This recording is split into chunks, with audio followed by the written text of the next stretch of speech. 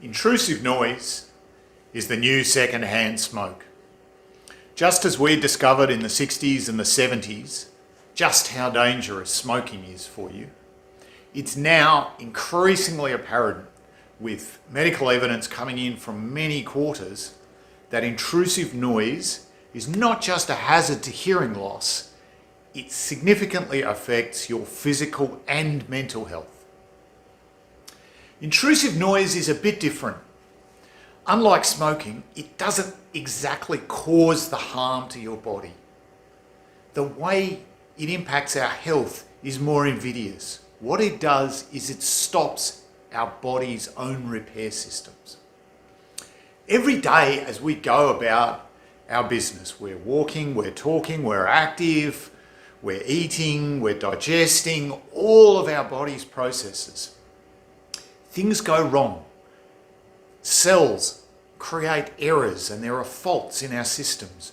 We generate inflammation in our body. And these things build up over the course of a day. Now the body has its own repair mechanisms to deal with that.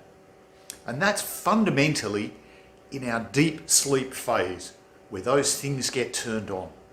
Deep sleep is our elixir of youth. That's where our body gets repaired every day.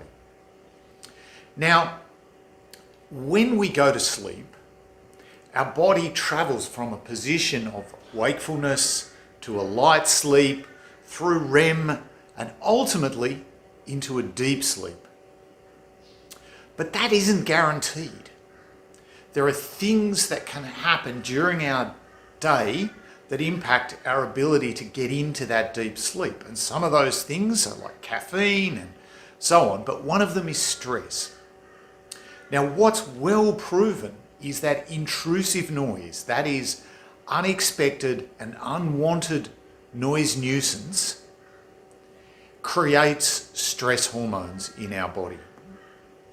And whether it's by day or more significantly at night, those loud noises, those intrusive noises, create that increase in stress hormones, and that can persist into your sleep phase.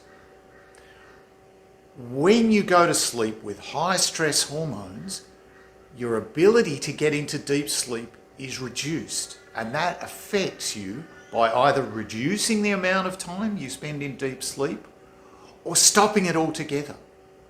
Your body's repair mechanism gets shut down. And just as if you don't repair your car regularly, things start to go wrong over time. Those cells that were damaged don't get cleaned up, they stay. And that might be the incidence site for a cancer. The inflammation that should be reduced during the night increases over time and builds up. And that can be the trigger for things like diabetes and heart disease.